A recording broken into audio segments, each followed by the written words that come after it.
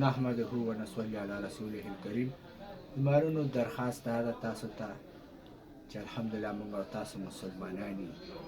الله رب العزت موږ او تاسو ته احکامات را لېږلي دي او د نبي پاک علیه السلام په طریقه باندې زندگی الله موږ ته ښودلې ده.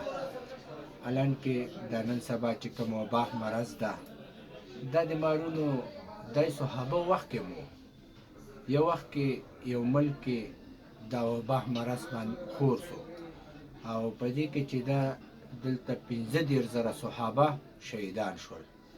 دوی د دې ملک نه وتلی هم شو خو الله رب العزت چې دا دوی د الله په ذات باندې یقین او د نبی علیه السلام په خبره باندې یقین جوړو.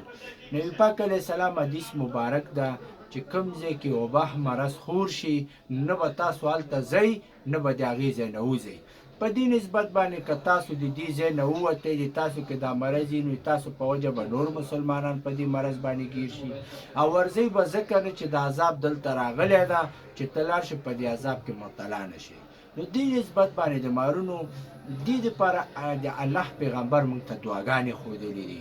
په دعاګانو کې یو دعا دا ده چې اعوذ بالله من الشیطان الرجیم بسم الله الرحمن الرحیم اللهم انی اعوذ بک من البرس والجنون والجذام وسیء الاسقام. دا د دې مرض دعا ده. انشاءالله دا سحر و ماښام وایي او 15 وخته مونځ جمع سره کوئ. زه تاسو ته دا اطمینان او یقین سره دا خبره کوم چې الله به تاسو دې مرض نه ساتي. السلام علیکم ورحمت الله.